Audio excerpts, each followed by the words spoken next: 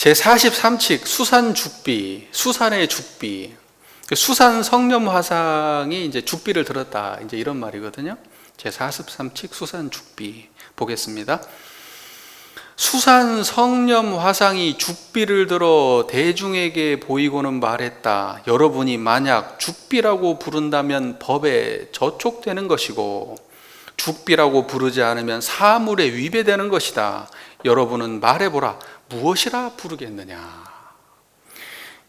이제 죽비가 있잖아요. 이렇게 대중이 모인 자리에서 법설을 하는 자리인 것 같아요. 수산 성념 화상이 죽비를 딱 이렇게 들었을까? 이렇게 들었을까? 좀 다를까? 이렇게 들면 다르고 이렇게 들면 다를까요? 그런 건 중요하지 않아요. 하여튼 죽비를 들었어. 죽비를 들어가지고 대중들한테 이렇게 보여주면서 한 말이에요. 이걸 죽비라고 부른다면 법에 저촉되고, 이걸 죽비라고 부르지 않는다면 사물에 위배된다. 자, 그런다면 니네들은 이걸 뭐라고 부를래? 지금 이렇게 물어본 거예요. 우리 교도님들은 죽비를 드는 순간 바로 알았을 것 같은데, 바로 몰랐으면 제가 지금까지 저 무문관 설명한 거 다 지금 뭐 이렇게 간단한 걸 모르면 골치 아픈데. 자, 보세요. 수산 성념화상이 죽비를 딱 들었을 때 아는 사람은 바로 알아요. 죽비보다 먼저 있었던 게 뭡니까? 그죠? 청정한 자리죠? 죽비보다 먼저 있었던 건 못 보고 사람들은 대부분 죽비를 드는 순간 뭘 봐요? 죽비만 쳐다보고 앉았어요. 그러니까 죽비만 쳐다보고 앉아있으면 수산 화상이 하는 말을 못 알아들을 거고, 죽비 있기 전에 자리를 봤으면은 수산 성념 화상의 죽비는 쓸데없는 짓이라는 것을 바로 알아보죠. 이게 뭔 소린가 지금 하시는 거예요, 지금? 표정을 보니까 뭔 소린가 하고 있는 것 같은데? 지난번에 여러분들 생각나세요? 적도정병? 적도정병, 그러니까 뭐냐면, 요렇게, 백장선사가 그 자기 제자 그 위산 영우를 불러다 놓고, 요 땅에다가 물병을 딱 세워놓고, 자, 이걸 물병이라고 불러서는 안 된다. 뭐라고 부를래? 이렇게 물어보니까 위산 영우가 발로 물병을 툭 차고 그냥 가버렸다. 이거 생각나세요? 그러니까 백장선사가 물어본 건 물병이에요? 물병을 뭐라고 부를래? 그걸 물어본 거예요? 그거 똑같은 말이에요. 똑같은 말. 그러니까는 이게 여러분들, 그러니까 이 화두라는 것도, 이 공안이라는 것도 일정 양을 넘어가면 똑같은 거 반복이에요. 일정 부분을 딱 넘어가면 지난번에 했던 거하고 내용만 바뀌었지 똑같구나. 지난번에 백장은 물병 갖고 얘기했는데, 이번에 수산 성념 화상은 죽비 갖고 얘기하는구나. 어떤 사람은 또 뭐 주장제 갖고 얘기하고, 어떤 사람은 손가락으로 얘기하고.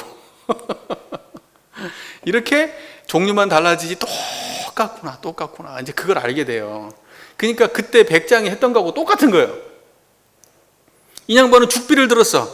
그래서 이걸 죽비라고 부르지도 말고, 쉽게 말해서 이건 죽비라고 이름 부르지도 말고, 그래도 틀리고, 죽비가 아니라고 말해도 틀린다. 너 뭐라고 말할래? 지금 이거예요, 지금. 죽비라고 해도 틀리고 죽비가 아니라고 해도 틀린다. 뭐라고 말할래? 청정하십니까?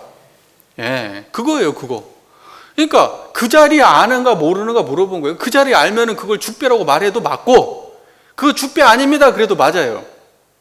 근데 위산 영우는 발로 툭 잡고 가버렸어. 그러면 어때요? 죽비라고 얘를 갖다가 이 죽비를 딱 들었으면은 그 죽비를 딱 뺏어갖고 팍 쪼개버려도 답이 되지. 위산 영우 같았으면 어땠을까? 죽비를 뺏어갖고 휙 던져버렸겠지. 그리고 가버렸겠지. 뭔 말인지 아시겠죠? 그리고 그때 위산 영우와 함께 겨뤘던 그 수자 스님 같았으면 뭐라고 했을까? 죽비를 딱 보더니, 죽비라고 말하지 말고 죽비라고 말해도 틀리고 아니라고 해도 틀린다고 뭐라고 말할래? 그것은 나무 토막이라고 해도 맞지 않을 것 같습니다. 이렇게 얘기했겠지. 그러면 틀린 말이에요. 그러면 틀린 말이에요. 중요한 것은 뭐냐면 뭐라고 대답을 어떻게 할 것인가가 중요하지 않아요. 죽비라고 하도 안 되고 죽비가 아니라고 말해도 안 했는데 그럼 뭐라고 말할래? 그러면 박수를 쳐도 돼. 깔끔하잖아요. 앞으로 여러분들 누가 뭐 물어봐가지고 이것도 아니고 저것도 아니고 이것은 이렇게 말도 하지 말고 말하지도 말고 침묵도 안 되고 행동도 안 되고 뭐 눈도 깜빡이지 말고 너 어떻게 대답할래? 그러면 청정하면 돼요. 청정하면 돼. 이렇게 간단해. 뭔 말인지 이해가 되시죠? 예, 그래서 우리 수산 성령 화상이 죽비를 대중에게 보였던 것은 죽비의 이름을 묻는 게 아니고 죽비라고 하는 함정을 딱 보여주면서 이놈이 죽비에 끌려가고 있는가 아닌가 그것을 확인하기 위해서 죽비를 들은 겁니다. 예, 그러니까 뭐만 들었다면 거기 끌려가면 돼요, 안 돼요? 안 돼. 그러면 이미 이제 끝난 거예요, 끝난 거. 제가 예를 들면은 자, 우리 교도님들 요것은 볼펜이 아닙니다. 이것은 무엇입니까? 그러면 이제 우리 교도님들은 아마 이렇게 대답하시는 분이 그것은 볼펜이 아니면요 글 쓰는 거 아니면 플라스틱 아니면 고무 아니면 잉크 그것이 모인 거 뭐 이렇게 설명하실 거예요? 그러면 틀린 거라고. 이거에 관련된 어떤 대답을 해도 틀린 거예요. 그런데 대부분의 사람들은 이것이 있냐 없냐 이렇게 물어보면 그거 있잖아. 눈에 보이는데 있잖아. 그렇게 설명한단 말이에요. 또 어떤 사람은 없다 그러면서 왜 그것이 없냐 물어보면 걔는 잉크로 되어 있고 스프링으로 되어 있고 고무로 되어 있고 플라스틱으로 되어 있어. 걔는 연기적 존재이기 때문에 없어. 이렇게 설명을 해요. 둘 다 틀린 설명입니다. 둘 다 틀린 설명이에요. 이거 물어보는 거 아니에요. 이것과 관련된 어떤 거라도 이것과 관련된 거에 대해서 설명을 했다 그러면 그건 아니에요. 뭔 말인지 아시겠죠? 죽비로 한 대 맞아야 돼요, 그럼 이제. 자, 그래서 세상 모든 것들은, 존재하는 모든 것들은 다 이름 없는 게 없어요. 여러분들 경험할 수 있는 거, 보이는 거, 들리는 거, 뭐.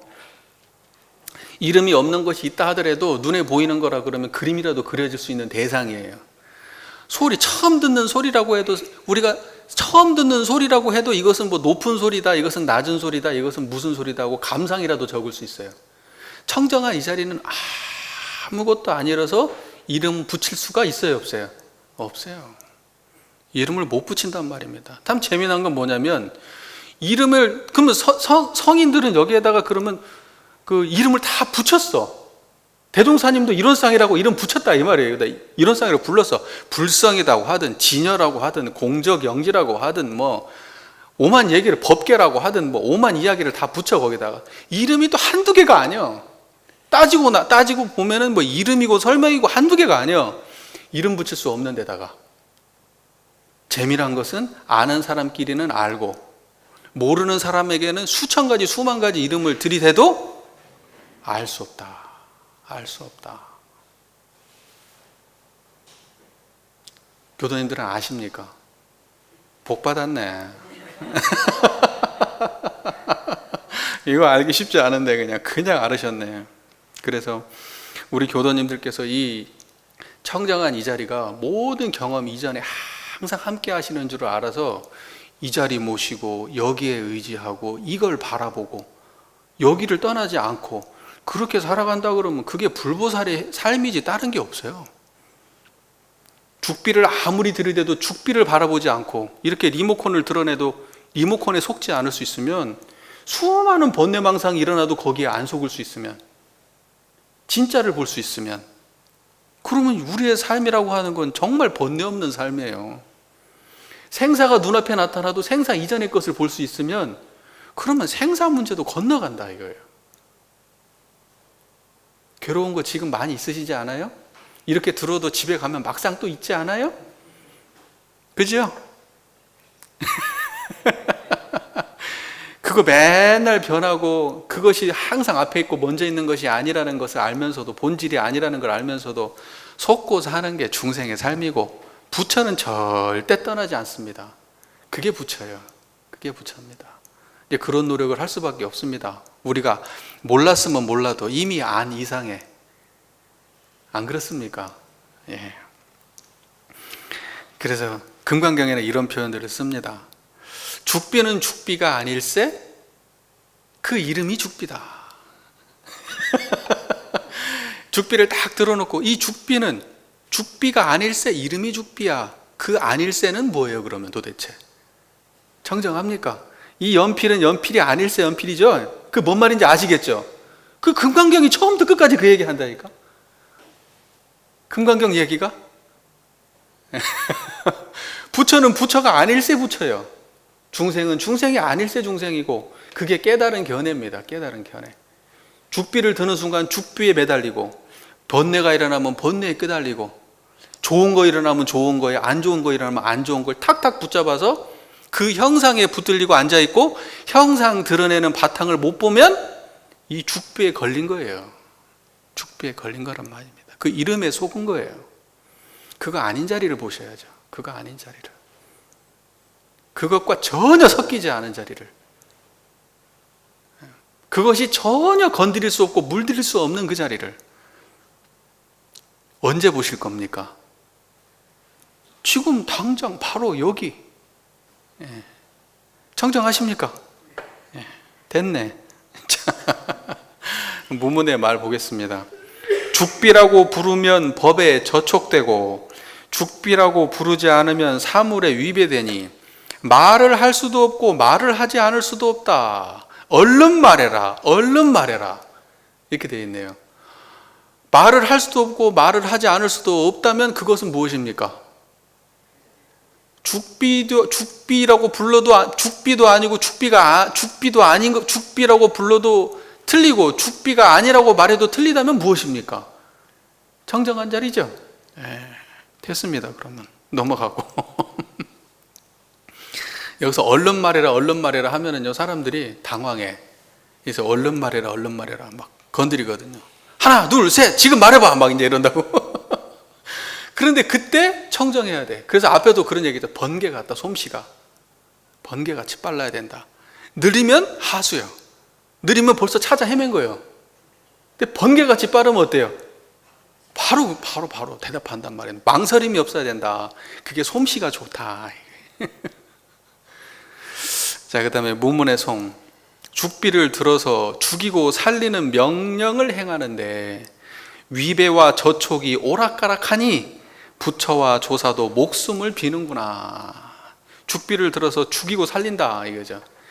죽비를 들어가고 이 죽비에 매여 있으면 그건 사는 거예요, 죽는 거예요? 죽비에 매여 있지 않고 죽비에서 벗어나면 사는 거예요. 죽비가 생사라고 합시다. 죽비가 생사.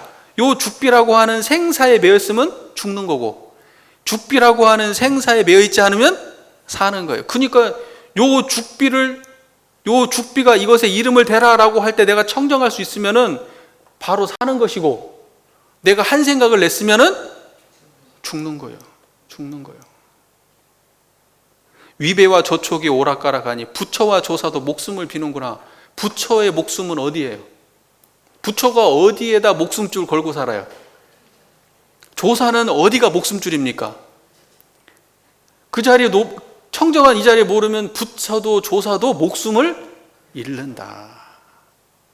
부처가 부처이고 조사가 조사인 이유는 청정한 이 자리를 분명히 자각해서 번개 같은 솜씨로 절대 이 자리를 떠나지 않기 때문에 그분들이 부처고 조사인 겁니다.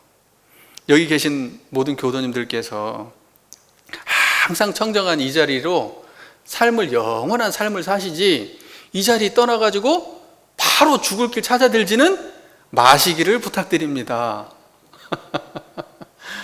그래서 한 생각 청정하면 영생길이고, 한 생각 어두우면 지옥이고 죽음입니다. 그래서 영원히 사는 길은 따로 있는 것이 아니고 영원한 이 자리를 자각하는 것뿐이다. 그겁니다. 경청해 주셔서 감사합니다.